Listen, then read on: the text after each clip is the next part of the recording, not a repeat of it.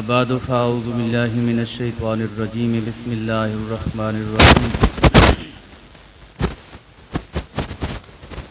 اللهم صل على محمد النبي الأمي وعلى آله وسلم تسلیما۔ ذی وقار سامعین گرامی،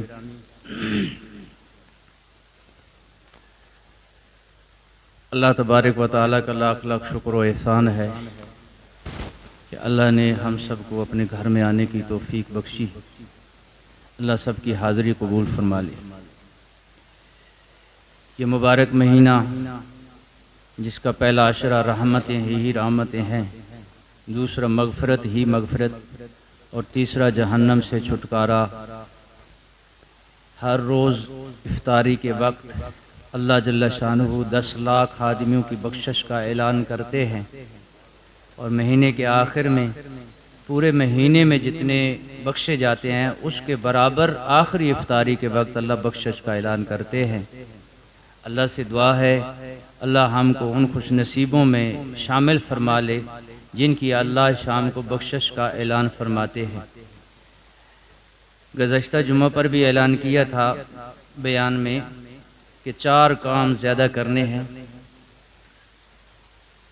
ہم اپنے آپ سے پوچھیں کیا ان 4 کاموں میں ہم نے اضافہ کیا ہے؟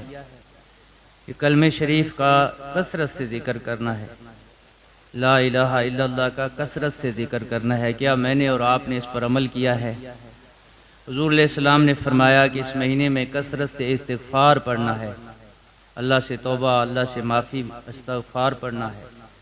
اور تیسرا یہ ہے کہ کثرت سے جنت کی طلب کرنی ہے کہ ہمارا نام ان خوش نصیبوں میں لکھا جائے جو جنتی لوگ ہیں، اور کثرت سے جہنم سے پناہ مانگنی ہے، اللہ ہم سب کو جہنم کی آگ سے بچا لے۔ اس کے ساتھ ساتھ گزشتہ جمعہ پر میں نے مختصر وقت میں موضوع اپنایا تھا کہ اللہ مجھے بھی محفوظ فرمائے، آپ کو بھی۔ دیکھیں بندہ نیکی کرتا ہے اور اس نیکی کو سنبھالنا بھی ہوتا ہے، اور نیکی ضائع کیسے ہوتی ہے؟ گناہ کی وجہ سے۔ تو گزشتہ جمعہ میرا بیان یہ تھا کہ گناہ سے ہم نے اپنے آپ کو بچانا ہے، جو گناہ ہوئے ان سے توبہ کرنی ہے، اور آئندہ اللہ سے دعا کرنی ہے کہ اللہ ہم کو گناہ سے بچنے کی توفیق عطا فرما دے۔ ہم تو اس گندگی سے بچ نہیں سکتے، اللہ ہم کو اس گندگی سے، گناہوں کی گندگی سے محفوظ فرما لے۔ کہتے ہیں علماء فرماتے ہیں، مثال دیتے ہیں کہ ایک برتن میں اگر پانی لیں تو اب اس برتن کے نیچے سے اگر کوئی 1 یا 2 سوراخ ہوں تو وہ پانی سارا نکل جائے گا۔ آپ یہاں سے 1 میل برتن میں پانی پینے کے لیے لاتے ہیں تو اگر 1 سوراخ ہے تو پانی اس میں سے نکل جائے گا، 2-3 ہے تو اور تیزی سے نکل جائے گا۔ گھر آئیں گے، آنے جانے کی مشقت اور ساری محنت ضائع، پانی گھر میں نہیں پہنچے گا۔ تو نیکیاں محفوظ کرنے کے لیے ہم نے گناہوں سے توبہ کرنی ہے اور اپنے آپ کو گناہوں سے بچانا ہے، اور یہ مہینہ ٹوٹل پریکٹس کا ہے۔ اس مہینے کا خلاصہ یہ ہے کہ ہم جو کام غیر رمضان میں دیکھیں، رمضان کے علاوہ ہماری نظریں، ہمارے کان، ہماری زبان، ہمارا دل دماغ محفوظ نہیں ہوتا ہے۔ اور فرمایا کہ اگر تمہارا آنکھیں، تمہارے کان، تمہاری زبان، دل دماغ اگر محفوظ نہ رہا جیسا غیر رمضان میں تھا تو تمہارا روزہ ہی قبول نہیں ہوگا۔ تو روزے کی قبولیت کے لیے انسان دن بھر جھوٹ نہیں بولے گا، غیبت نہیں کرے گا، بد نظری نہیں کرے گا، کانوں سے بری باتیں، غیبت نہیں سنے گا۔ تو جب اس طرح کی پورے مہینے میں پریکٹس شروع کر دے گا تو اللہ تبارک و تعالیٰ کی رحمت اس کی طرف متوجہ ہوگی، تو ہمارے روزے بھی قبول ہوں گے، ہماری نمازیں بھی قبول ہوں گی، اور ہماری بخشش کا اعلان بھی ہو جائے گا۔ تو اس لیے ہم نے گناہوں سے توبہ کرنی ہے اور نیک کام کرنے کے جذبات اور ارادے کرنے ہیں۔ علماء سے سنا ہے کہ جو آدمی رمضان المبارک میں اچھے کام شروع کر دیتا ہے، اچھے کام کی ترتیب بنا لیتا ہے رمضان میں، اور پکا ارادہ بھی کرتا ہے، عمل بھی کرتا ہے، اللہ سے دعا مانگتا ہے، تو اسے پھر پورا آگے سال نہیں پوری زندگی اللہ اس کو پھر اس عمل کے لیے قبول فرما لیتے ہیں۔ اور علماء سے سنا ہے کہ جو نفلی عبادت ہوتی ہے نا، کئی چیزیں، ایک تو ہے فرض ہے، سنت ہے، واجب ہے، ایک نفلی عبادت ہے۔ بندہ نفلی عبادت کی عادت بنا لیتا ہے، یعنی ہر حال میں اس نے یہ کام کرنا ہے، تو جب وہ بیمار ہوتا ہے تو وہ عمل نہیں کر سکتا لیکن اس کو ثواب ملتا رہتا ہے. جب دنیا سے چلا جاتا ہے تو وہ عمل تو نہیں کر سکتا لیکن اگر وہ زندہ ہوتا تو وہ عمل کرتا. تو اس لیے دنیا کے جانے کے بعد بھی اس کی نفلی عبادت کا ثواب باقی رہتا ہے. تو میرے بھائیو دوستو، یہ مہینہ بڑی تیزی سے گزر رہا ہے. آج چھٹا روزہ ہے، ایک جمعہ آج ہے، 3 جمعے پیچھے ہے. تو میں نے صبح بھی عرض کیا تھا کہ جمعے والے دن ہی ہم اپنے آپ کو بدلی کر لیں. ہمارا ایک جمعہ تو ایسا ہو جائے کہ جیسے اللہ کی منشا ہے، جیسے رسول اللہ کی منشا ہے، ہم جمعے والے دن تو اپنے آپ کو تیار کر لیں. آج ہماری قوم کا مزاج بگڑ چکا ہے. ہم چاہتے ہیں بس جمعہ فٹافٹ جمعہ ہو تاکہ ہمیں کچھ دیر بیٹھنا نہ پڑے. جو مسجد جلدی جہاں جمعہ ہوتا ہے، ایک دوست کہتا ہے ساجی آپ کا جمعہ لیٹ ہوتا ہے. بھئی جلدی کیا ہے، صحیح جمعے والے دن تھوڑی نیند کر لیتے ہیں. اللہ نے عظمت والا بنایا، ہم نیند میں گزار رہے. ایک ساتھی نظر نہیں آئے، بھئی آپ نہیں آئے تھے جمعے پر. ساجی 7 دن 6 دن جو محنت مزدوری کرتے ہیں، دیہاتوں میں پیسے چلے جاتے ہیں، اب وہ چندہ یعنی پنجابی چندے نگرائی کرنے کے لیے ہم جمعے والے دن چلے جاتے ہیں. پھر جہاں آتا ہے جمعہ پڑھ لیتے ہیں. اندازہ کریں ہماری سوچ. آج جہاں بھی کوئی خیر کی بات ملے گی بندے وہاں سے بھاگیں گے. شیطان بھاگنے کے دل کے اندر وسوسے ڈالے گا. ہمارا قوم کا مزاج یہ بن گیا ہے. جمعے کے لیے تیاری کر کے آنا چاہیے. گھر سے وضو کریں، جلدی آئے، سر پہ ٹوپی رکھ کے آئے. اب یہاں پہ کئی ساتھی آتے ہیں ادھر ادھر ٹوپیاں دیکھتے ہیں. تو گھر سے تیاری کر کے آئے. ساری تیاری کہ ہم جمعے کی نماز کے لیے جا رہے ہیں، پہلے جائیں گے اور آخر میں آئیں گے. تو یہ آج جذبات ہمارے اندر نہیں ہے. مسجد میں بیٹھے ہوئے تھے ہم لوگ، ہم سے سستی ہوتی ہے. ہمارے طالب علم تو چلو صبح سے ڈیوٹی لگی ہوتے ہیں. کئی دینداروں کو دیکھا ہے کہ سب کچھ ہونے کے باوجود بھی گھر کام بھی نہیں ہے. ہوتا ہے نا، یا تو کوئی کام کر رہے ہیں، کام بھی نہیں ہے، بس آنے میں سستی ہو رہی ہے. تو اس لیے میرے بھائیو دعا فرمائے اللہ ہم کو اپنے دین کے لیے قبول فرما لے. تو وقت مختصر ہے. آج میں آپ کے سامنے جس موضوع پر گفتگو کرنے چلا ہوں وہ یہ ہے، جس طرح نماز فرض ہے، روزہ فرض ہے، حج فرض ہے، زکوٰۃ فرض ہے، اسی طرح ہمیں حرام کی کمائی سے بچنا فرض ہے. حرام کی کمائی سے بچنا فرض ہے اور رزق حلال کمانا یہ فرض ہے.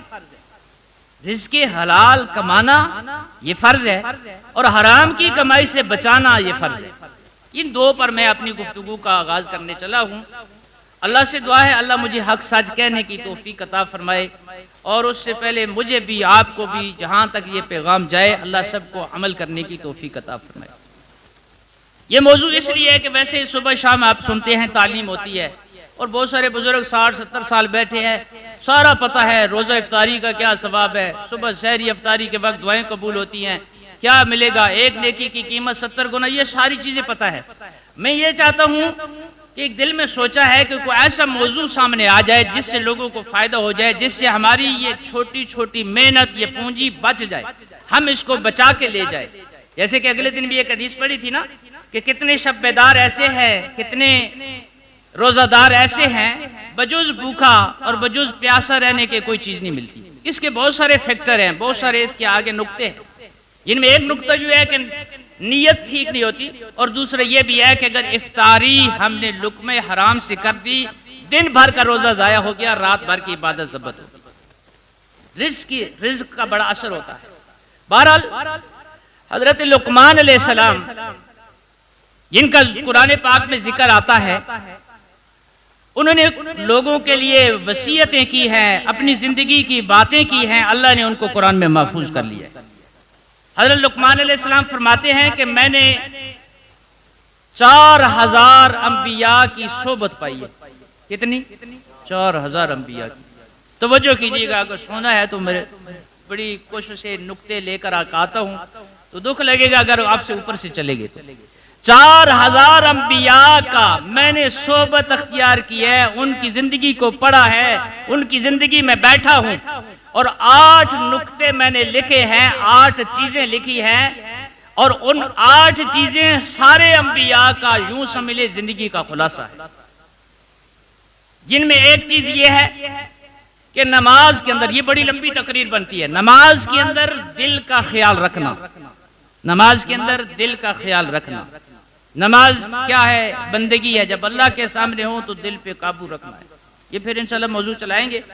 اور دوسرا یہ ہے کہ جب دسترخوان پہ بیٹھیں، دسترخوان پہ بیٹھ کر کے اپنے حلق کا خیال رکھنا، اپنے حلق کا خیال رکھنا.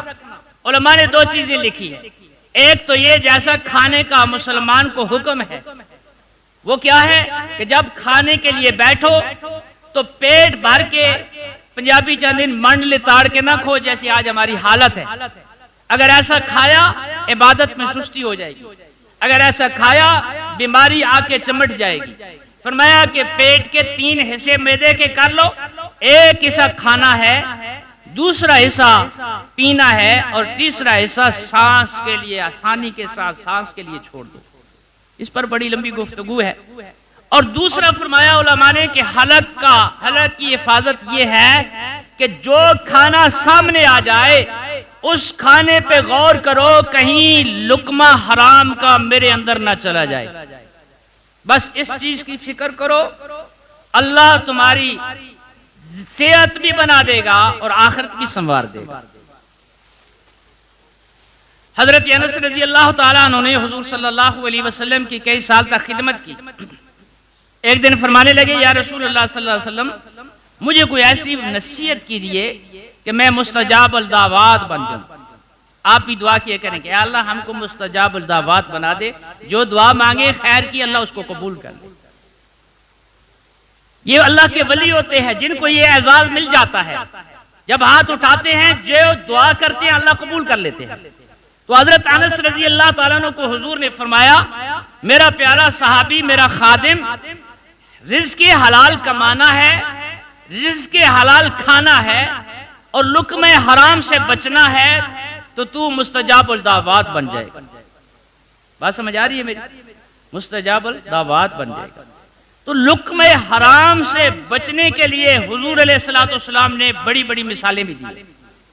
ایک حدیث پاک میں آتا ہے، کئی بار آپ نے سنا ہوگا کہ جس بندے نے ایک لقمہ زبان پہ ڈالا، یہ لقمہ حرام ہے، اس لقمہ حرام کی وجہ سے اس بندے کی 40 دن کی عبادت اور 40 دن کی دعا قبول نہیں ہوگی. ایک لقمہ. اب میں تو کہتا ہوں میں پاک باز ہوں، آپ کہتے ہیں آپ پاک باز ہیں. یہ حرام کھانے والا کون ہے؟ حرام صرف رشوت تو وہ بھی عام ہے.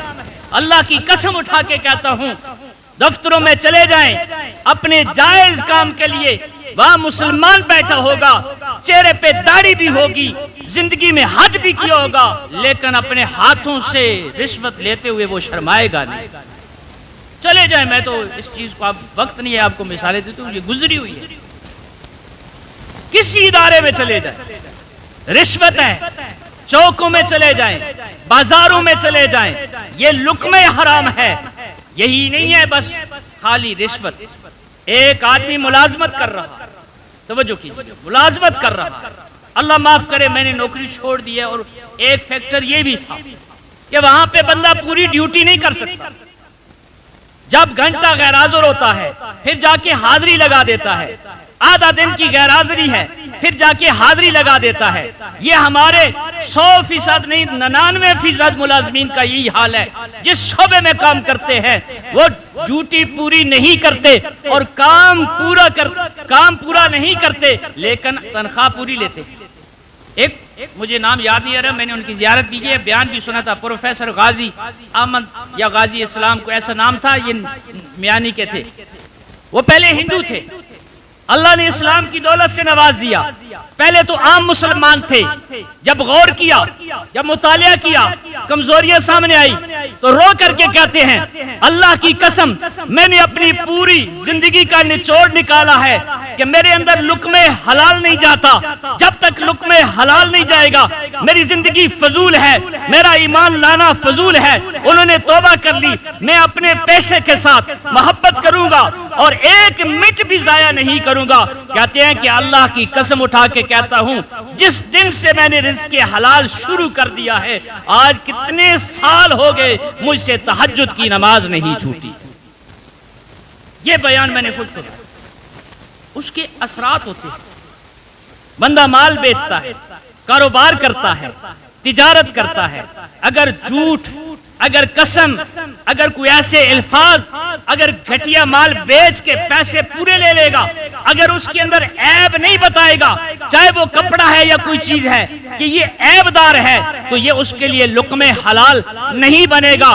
بجلی چوری کرے گا، لقمہ حرام ہے، اور پانی چوری کرے گا، گیس چوری کرے گا، اور یہاں سے دا فراڈ پنجابی میں کہتے ہیں نا، لگا کے گاڑی میں بیٹھ کر کے چھپ چھپا کے کرایہ نہیں دے کے منزل پہ پہنچ جائے گا، یہ لقمہ حرام ہے، اور لقمہ حرام کے اثرات اس کے جسم پر بھی پڑیں گے، اس کی بیوی پر بھی پڑیں گے، اس کے بچوں پر بھی پڑیں گے۔ لقمہ حرام کے اثرات اگر سواری ہے جس پر سوار ہوتے ہیں، اگر وہ چوپایا ہے تو اس پر بھی پڑے گی۔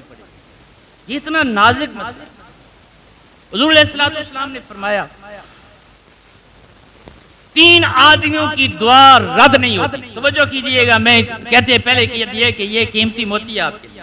3 آدمیوں کی دعا رد نہیں ہوتی، بس ہاتھ اٹھے، اللہ نے دعا قبول کر لی۔ ایک باپ کی دعا اپنے بیٹے کے لیے، باپ کی دعا اپنے بیٹے کے لیے اللہ قبول کرتے ہیں۔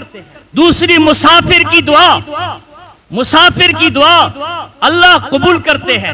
جیسے ہماری جماعت یہ مسافر ہے، ہمارے طلباء یہ مسافر ہے، یہاں پہ آنے والے علماء کرام اکثر آپ سے کہا کرتے ہیں ہم مسافر ہیں یار، دعا کرو، اونچی سبحان اللہ کہو، دعا کرو، ہم دعا کریں گے آپ کے لیے، یہی کہتے ہیں نا۔ ان لوگوں سے دعا کرو تنہائیوں میں بیٹھ کر کے۔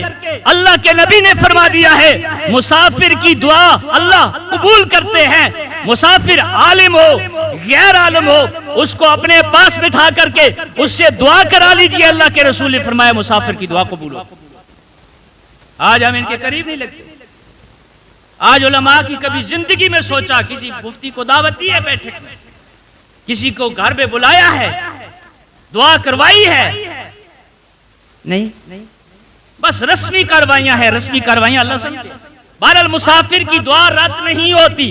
اور تیسری توجہ کیجئے گا، مظلوم کی بد دعا ظالم کے حق میں، کسی پر ظلم ہوا، جیسے آج کل علماء پر ظلم ہوتا ہے، مدارس والوں کو یہ کھا گئے، کیا ثبوت ہے تمہارے پاس؟ کھا گئے، یہ ایسے ہو گیا، ایسے ہو گیا۔ قسم علماء تنہائیوں میں روتے ہیں کہ یہ قوم ہمارے اندرونی حالات کو نہیں جانتی، ہم یہ ادارہ، ہم یہ نظام کیسے چلا رہے ہیں، اور یہ الٹا شک کرتے ہیں کھا گئے۔ تو یہ کیا ہے؟ ظلم ہے نا۔ تو جب ان کی آہ نکل جائے گی تیرے گھر میں سکون آئے گا؟ ہرگز نہیں آئے گا۔ بہرحال جو بھی مظلوم ہے اس کی بد دعا نکل گئی، تیرا گھر برباد ہو جائے گا۔ مظلوم کی بد دعا سے تیرا سارا نظام درم برم ہو جائے گا۔ لیکن اس کے باوجود حضور علیہ السلام نے فرمایا مسافر کی دعا قبول ہوتی ہے۔ لیکن ایک آدمی کو دیکھا حضور نے، وہ لمبا سفر کر کے آیا، بال بکھرے ہوئے ہیں اور جسم پر گرد غلود ہے، جسم پر گردہ ہے، تو اس کو دیکھا، کہتے ہیں یا رب یا رب یا رب۔ حضور نے فرمایا اس کی دعا قبول نہیں ہو رہی۔ صحابہ کہتے ہیں یا رسول اللہ یہ تو مسافر ہے۔ فرمایا مسافر تو ہے، لیکن مجھے بتایا گیا ہے کہ اس کا کھانا پینا حلال نہیں ہے، اس لیے اس کی دعا قبول نہیں ہوتی۔ خود فرمایا مسافر کی دعا قبول ہوتی ہے، لیکن ساتھ فرمایا رزق حرام ہے تو اس کی دعا قبول نہیں ہوتی۔ تو میں نے عرض کر دیا ہے کہ میرے بھائیوں دیکھیں کہ ہم جس شعبے میں کام کرتے ہیں، اگر ہم تاجر ہیں، اگر ہم ملازم ہیں، اگر ہم کسی شعبے میں رہتے ہیں، رزق حلال کا خیال رکھیں گے پھر زندگی بنے گی۔ جو آدمی کسی کے ماتحت نوکری کر رہا ہے، اگر یاد رکھنا اس کے اندر جو چیزیں استعمال کرنے کی اجازت ہے وہ استعمال کریں گے تو پھر تو حلال ہے، اگر غیر چیزیں استعمال کریں گے تو یہ رزق حرام ہو جائے۔ علماء فرماتے ہیں یوں سمجھ لیں 2 ساکتیں لگی ہوئی ہیں، بجلی کی 2 ساکتیں ہیں، آپ اپنے ملازم کو کہتے ہیں اس ساکت سے بجلی استعمال کرنا، اس سے نہیں کرنا ہے، یہ کہتا ہے کوئی نہیں دیکھنے والا، اس کو چھوڑ کر کے اس میں اس کو استعمال کرتا ہے، اس کا اثر ادھر بجلی کا کرنٹ اس کے دلوں کو بے نور کر رہا ہے، پھر اولادوں کو بے نور کر رہا ہے، اور پھر وہ اللہ کے دین سے دور ہو رہا ہے۔ یہ بھی رزق حرام کی ایک مثال ہے۔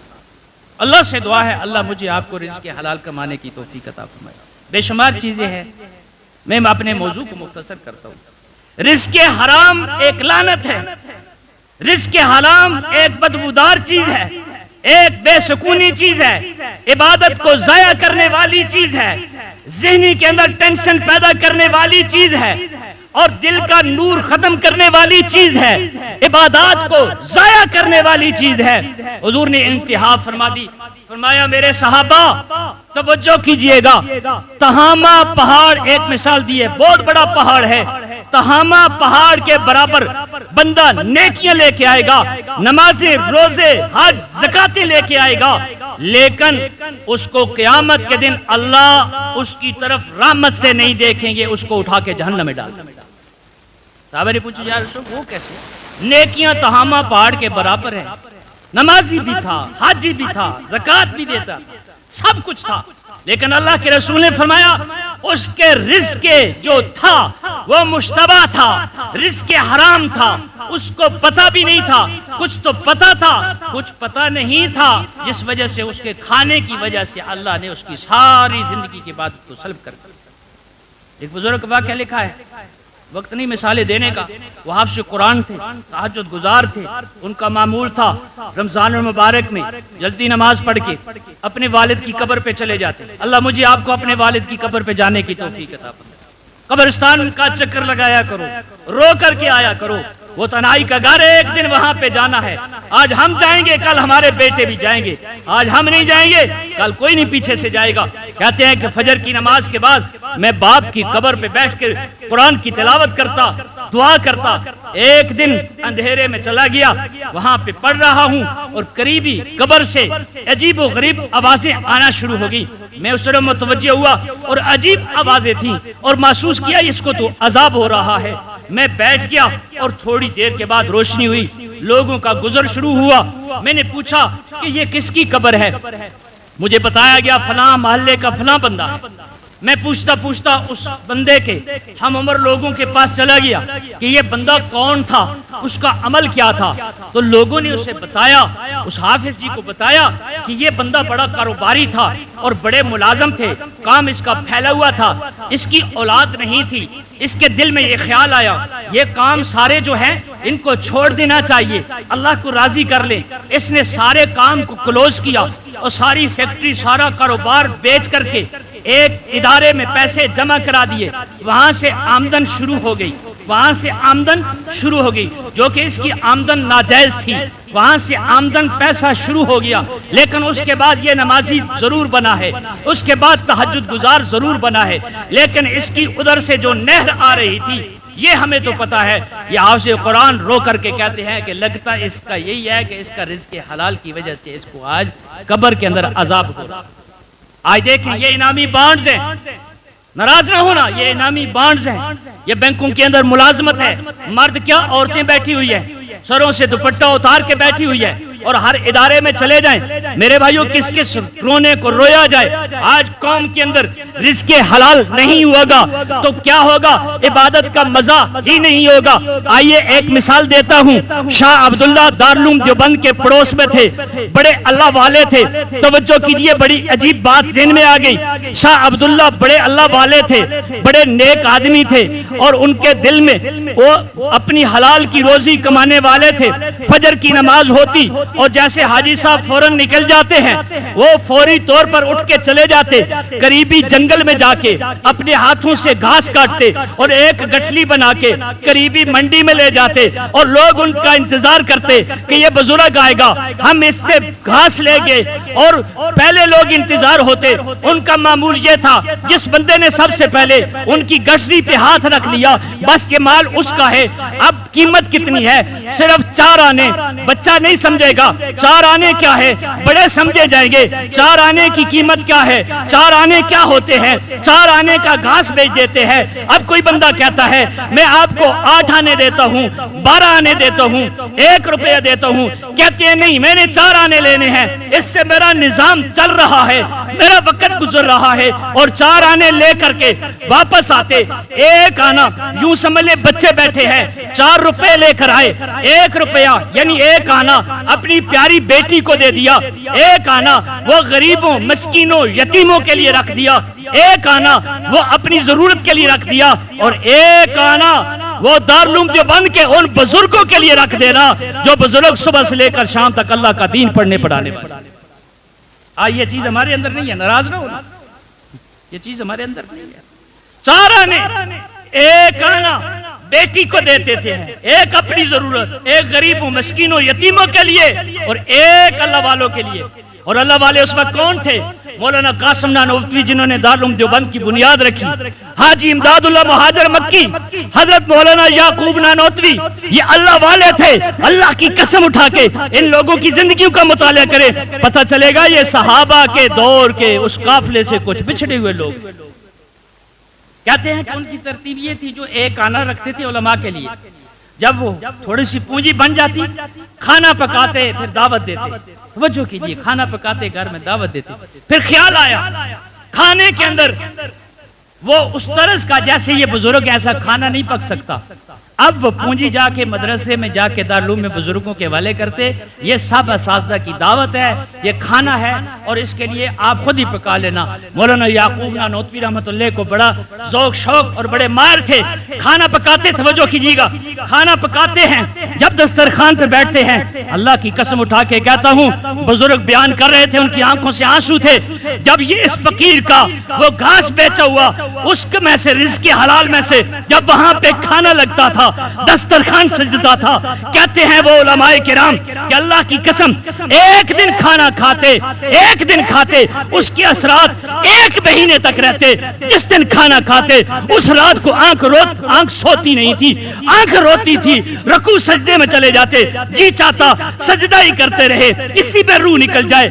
تشہد میں بیٹھتے، سلام کو جی نہیں چاہتا، دعا کے لیے ہاتھ اٹھتے، چہرے پہ پھیرنے کو جی نہیں چاہتا۔ اللہ کی قسم اس ایک دعوت پہ 1 مہینے تک ہمارے دلوں پر اثرات ہوتے۔ یہ رزق حلال کی برکت ہے۔ میں نے آپ نے کیا ترتیب بنائی ہے؟ مدرسہ صدیقی صاحب کا ہے، مسجد حاجی صاحب کی ہے، فلاں ہے فلاں ہے۔ اگر یہ باتیں سنیں دل خون کے آنسو ہوتا ہے۔ اس مہینے میں حاجی صاحب نے 3500 پچھلے مہینے کا دیا، 9,500 اس مہینے کی چندہ دیا اگرائی پورے محلے کی۔ میں سوچ رہا تھا اب 9,500 10 12,000 میں سے 2 استادوں کی تنخواہ بھی دینی ہے، مدرسہ بھی چلانا ہے، کبھی پنکھا خراب کبھی ٹوٹی خراب۔ دیکھیں ہم یار کیسے زمانے میں گزر رہے ہیں، کوئی بندہ سوچے نا کیا کر رہے ہیں۔ یہ نظام تو چل رہے، اللہ چلا رہے ہیں، لیکن ہماری پونجی جدھر جا رہی ہے اللہ ان کی حفاظت فرمائے۔ میرے بھائیو دوستو اگلی بات سنیں، امیر عبد الرحمن ان کے دادا جان امیر دوست محمد افغانستان میں گزرے ہیں، کہتے ہیں باپ نے وصیت کر دی، یہ میرا بیٹا یہ ولی عہد ہے۔ لمبا واقعہ ہے، افغانستان کی سرزمین شروع سے جہاد میں مشہور رہی ہے، تو جب ان کے بیٹا تخت نشین ہوتا ہے، باپ کہتا ہے بیٹا فلاں علاقے میں دشمن نے قبضہ کر لیا ہے، آپ جائیں اس علاقے کو چھڑائیں اور دشمن کا راستہ روکیں۔ کہتے ہیں کہ وہ ان کا بیٹا چلا جاتا ہے، مقابلہ کرتا ہے اور کافی دن گزر جاتے ہیں اور اطلاع آتی ہے کہ آپ کے بیٹے کو شکست ہو چکی ہے، آپ کے بیٹے کو شکست ہو چکی ہے۔ بڑے روئے، میرا شہزادہ جس کو میں نے اپنا جانشین بنایا وہ شکست ہو چکی ہے، رو پڑتے ہیں، آج میری زندگی میں ناکام ہو گیا، میرے جانے کے بعد اس کا کیا بنے گا۔ میرے سنی مسلمان دوستو، میرے بزرگوں دل پہ لکھ کے جانا، جب رویا گھر آیا پریشان ہے، بیوی نے پوچھا، کہتے ہیں خبر آئی ہے بیٹا شکست کھا گیا ہے، میں نے اس کو اپنا جانشین بھی بنا دیا ہے، میں کیا کروں، کہاں جاؤں، مر جاؤں۔ بیوی کہتی ہے ایسا نہیں ہو سکتا، میرا بیٹا شکست نہیں کھا سکتا۔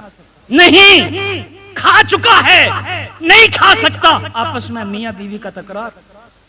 اچھا بیوی کہتی ہے پھر ایسا کرو، اللہ سے دعا کرو، اللہ کی طرف رجوع کرو۔ میں بھی کرتی ہوں، بس دعا میں لگ گئے اور دن بھی گزر گیا، شام دوسرا دن، چند دنوں کے بعد پھر خبر آئی، مبارک ہو آپ کے بیٹے نے تو فتح حاصل کر لی ہے، اس شہزادے نے فتح حاصل کر لی ہے۔ گھر آئے، بیوی سے پوچھا، میری بیوی بتا تجھے، توجہ کیجئے، بتا مجھے کیا معاملہ تھا، مجھے خبر آ چکی تھی، شکست کھا چکا ہے، میں مان چکا تھا، آپ کو خبر نہیں آئی، میری بات سنی، آپ کو کیسے یقین تھا کہ میرا لخت جگر ہو کے میرا بیٹا ہو کے شکست نہیں کھاتا؟ کیا وجہ ہے؟ بیوی کہتی ہے یہ راز کی بات ہے، اس کو راز میں رہنے دے۔ نہیں، میں پوچھ کے رہوں گا۔ جب اس نے اصرار کیا، بیوی بتلاتی ہے کہ میں بتانا نہیں چاہتی تھی، لیکن آج سن لے، آج سن لے، جس دن میں امید سے ہوئی بیٹے کا، میرے امید ہوئی، اس دن سے اللہ کی قسم اٹھا کے کہتی ہوں، میں نے اپنے لیے قسم اٹھا لی کہ لقمے حرام نہیں کھاؤں گی، مشتبہ کھانا نہیں کھاؤں گی۔ اگر مل گیا تو شکر کروں گی، نہ ملا تو صبر کروں گی۔ اللہ کی قسم، لقمے حرام سے توبہ کر لی ہے، رزق حلال کا عہد کر لیا ہے۔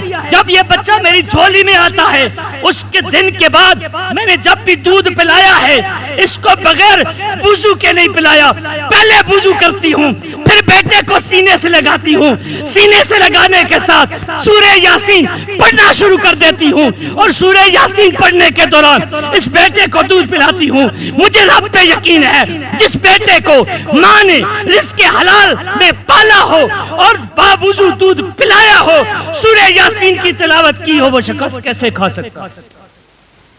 آج میری ماں بیٹی کی کیفیت یہ ہے، ہم نے تو بیٹیوں کو ادھر لگایا ہوا ہے اس تعلیم کے پیچھے جس کا کوئی مقصد نہیں ہے۔ میرے بھائیوں، کس بات کو رکھوں؟ یہ رزق حلال نعمت ہے، یہ رزق حرام ایک لعنت ہے۔ میں سوچتا رہتا ہوں، کئی بار میں نے بیان بھی کیا ہے کہ یار وہ کیسے لوگ ہیں جو پیغمبر کے ان یاروں کو بھونکتے ہیں، ابو بکر و عمر کے ایمان پہ شک کرتے ہیں، پیغمبر کے ان مشیروں کو، پیغمبر کے ان وزیروں کو نہیں بخشتے، جو آج بھی پیغمبر کے ساتھ روزے پاک میں موجود ہیں، جو ان کو بھونکتے ہیں، صحابہ کو بھونکتے ہیں، امی عائشہ صدیقہ کو بھونکتے ہیں، اور ہر روز فیس بک کی دنیا میں علماء کو بھونکتے ہیں۔ یہ کون لوگ ہیں؟ تو مجھے اب سمجھ آئی ہے کہ ان کا نطفہ حرام کا ہے، یہ متے کی پیداوار ہے، ان کا کھانا پینا حلال کا نہیں ہے۔ جب رزق ہی حرام کا ہے تو انہوں نے بھونکنا ہی ہے، اور تسبیح کیا پڑھی؟ یہ معاشرے کے اندر ہو رہا ہے۔ اللہ کا شکر ادا کرو، اللہ ہمیں صحابہ کا غلام بنائے۔ آخری واقعہ ذہن میں آ گیا، حضرت امام شافعی کا نام سنا ہوگا۔ حضرت امام شافعی، حضرت امام ابو حنیفہ، حضرت امام مالک، حضرت امام احمد بن حنبل، یہ وہ لوگ تھے جنہوں نے اللہ کی قسم بڑا کام کیا ہے، بڑی ماریں کھائی ہیں، اللہ والے لوگ تھے، تقوی والے تھے۔ حضرت امام شافعی رحمۃ اللہ علیہ کے شاگرد امام احمد بن حنبل ہیں، امام احمد بن حنبل ہیں۔ انہوں نے اپنے شاگرد کا تقوی سنا، پرہیزگاری سنی، للہیت سنی، عبادت سنی، دین کی محنت سنی، تو مصر کے اندر تھے امام شافعی۔ احمد بن حنبل کو خط لکھا، میری دعوت کو قبول کیجئے، میرے پاس آئیے۔ امام شافعی کا ایک مقام تھا، مصر کا بادشاہ بڑی عزت کرتا تھا۔ جب ان کو پتا چلا کہ ایک اللہ والا فقیر آ رہا ہے، تو اس وقت حکومت کے کارندے استقبال کے لیے نکل آتے ہیں، اور حضرت امام شافعی بھی نکل آتے ہیں۔ دیکھیں، اللہ والے جب اللہ والے ہوتے ہیں تو دنیا ان کا استقبال کرتی ہے۔ حاضر میں ایک مثال دوں گا، مخالفت نہیں، حقیقت۔ ہمارے مولانا طارق جمیل صاحب جب مصر میں گئے، ساری حکومت فوج روڈوں پہ نکل آئی۔ اتنا پروٹوکول کسی ملک کے سربراہ کو نہیں ملتا جتنا مولانا طارق جمیل کو ملا ہے۔ لیکن آتے ہوئے اس دور حکومت میں ایک جملہ حکومت کے بارے میں کہا، آج مجھے آگے زبان اجازت نہیں دیتی، آج کے سال میں اللہ حفاظت فرمائے۔ جب بندہ صحیح معنوں میں اللہ کی طرف ہوتا ہے، دنیا کو بڑا نہیں سمجھتا، اللہ کی مدد اس کے ساتھ ہوتی ہے۔ جب دنیا کو بڑا سمجھتا ہے پھر مدد ہٹ جاتی ہے۔ میرے بھائیوں، تو امام شافعی رحمۃ اللہ علیہ نے دعوت کی احمد بن حنبل کو، اور جہاں پہ گئے مہمانوں کو چائے پانی، چلے گئے۔ رات کو چند آدمی خالص ہیں جن کو کھانا دینا تھا، امام شافعی نے اپنی بیٹیوں کو بتایا، آج اللہ کا ولی ہمارے گھر میں آ رہا ہے، ساری رات جاگتا ہے، کھاتا کچھ نہیں ہے، بس خالی 2-4 لقمے لیتا ہے۔ تو بیٹیاں بھی خوش ہو گئیں، آج اللہ کا ولی ہمارے گھر میں آ گیا۔ بیٹیوں نے کھانا پکایا، کھانے میں انتہا کر دی، اور اس کے بعد سونے والے کمرے میں حضرت جی کے لیے مصلی بچھا دیا اور وہاں پہ مصلی بچھا دیا، پانی کا لوٹا رکھ دیا اور وہاں پہ مسواک رکھ دی، مٹی کے ڈھیلے رکھ دیے اور ان کا تہجد کا سامان رکھ دیا، تو جب باقی چلے گئے تو یہ احمد بن حنبل دسترخوان پہ بیٹھے ہیں، کھانا کھا کے سیر نہیں ہوتے، اور کھانا لاؤ اور کھانا لاؤ، عجیب کیفیت ہے، گھر کا سارا کھانا ختم ہو چکا ہے۔ احمد بن حنبل کے بارے میں سنا تو یہ تھا یہ فقیر کچھ کھاتا نہیں ہے، آج یہ سیر نہیں ہوتا، اور رات کو یہ معاملہ ہوا کہ رات کو اسی طرح پانی مصلی پڑا رہا، فجر کی نماز کے لیے چلے جاتے ہیں اور امام شافعی اور احمد بن حنبل نماز پڑھ کے واپس آتے ہیں، بیٹیاں کہتی ہیں ابا حضور آپ نے بڑی تعریفیں کی تھی، اس نے تو تہجد نہیں پڑھی، آپ نے بڑی تعریفیں کی تھی، اس نے تو اتنا کھایا ہے، یہ کیا معاملہ ہے؟ تڑپ جاتی ہے، بار بار سوال کرتی ہے ابا جی ہم کو بتائیے۔ حضرت امام شافعی کو نہ رہا گیا، احمد بن حنبل سے معذرت کر کے، حالانکہ شاگرد تھے، معذرت کر کے پوچھا کہ آپ کے بارے میں یہ بات مشہور ہو گئی، آپ نے کھانا زیادہ کھایا اور آپ نے تہجد کا پانی استعمال نہیں کیا، تہجد کے لیے نہیں اٹھے، مجھے بھی پریشانی ہے، میرے گھر والوں کو بھی پریشانی ہے۔ احمد بن حنبل کہتے ہیں امام شافعی راز فاش نہیں کرنا چاہتا تھا، لیکن آپ نے پوچھ لیا ہے، رب محمد کی قسم جب آپ کے اس جھونپڑے میں آیا تو رزق حلال کی برکت سے اتنا نورانی ماحول پایا، دل کے اندر سکون پایا اور کھانے میں لذت پائی، فیصلہ یہ کر لیا یہ کھانا جائے گا، غذا بنے گی، آنکھ کے اندر طاقت آئے گی، زبان کے اندر طاقت آئے گی، کانوں کے اندر طاقت آئے گی، دل دماغ کے اندر طاقت آئے گی، رزق حلال ہے، سیر ہو کے کھا لوں تاکہ دین کا کام زیادہ کر سکوں، سیر ہو کے کھایا۔ باقی یہ رہا مسئلہ کہ تہجد کے وقت اللہ کی قسم جب میں کھانا کھا کے سویا نا مجھے رات کو نیند نہیں آئی اور میں کروٹیں بھی بدلتا رہا، 100 مسائل قرآن و حدیث سے میں نے اخذ کیے ہیں۔ آج کی رات جب میں نے سویا ہی نہیں، او امام شافعی جب میں سویا ہی نہیں، جس وضو سے میں نے عشاء کی نماز پڑھی اسی وضو سے تہجد بھی پڑھی ہے، فجر کی نماز بھی پڑھی ہے۔ یہ اللہ کی قسم یہ رزق حلال تیری آنکھ، تیری زبان، تیرے دل، تیرے دماغ اور تیری عبادت کو قبول ہونے کا ذریعہ ہے۔ رزق حرام کا ایک لقمہ 40 سال کی عبادت کو ضبط کر لے گا، اگر گھر میں لایا تو تیرا گھر کا سارا نظام تیس نیس ہو جائے گا۔ رزق حلال کی وجہ سے تیری اولاد پہ اثر ہوگا، تیرا جی چاہے گا، ہر بندے کا جی چاہتا ہے میں قرآن سنوں، میں تہجد پڑھوں، میں نمازی بن جاؤں، میں حاجی بن جاؤں، میں زکات دینے والا چاہتا تو یہ ہے۔ کام جو اچھا ہے، حکم جو اللہ کا ہے، طریقہ جو نبی کا ہے، عمل کی توفیق کیوں نہیں ہوتی؟ صرف اس وجہ سے ہم نے دولت کا استعمال ٹھیک نہیں کیا، جس وجہ سے دل کے اندر سستی ہے، دلوں پہ مورے ہیں، آنکھوں پہ پردے ہیں، جی چاہتا ہے اٹھنے کو، لیکن رمضان مبارک میں بھی تہجد توفیق نہیں ہوتی۔ اللہ سے دعا ہے اللہ ہم سب کو رزق حلال اور اس کے اثرات ہم کو نصیب فرمائے۔ اس وقت میں بھی اور آپ بھی اللہ سے معافی مانگتے ہیں، ربا جو حرام کا لقمہ اندر چلا گیا وہ تو باہر آ نہیں سکتا، ہم کو معاف کر دے، اور آج کے بعد ہم توبہ کرتے ہیں کہ انشاءاللہ العزیز ہم رزق حلال کھائیں گے، کمائیں گے، کھلائیں گے، اللہ ہم کو توفیق عطا فرمائے۔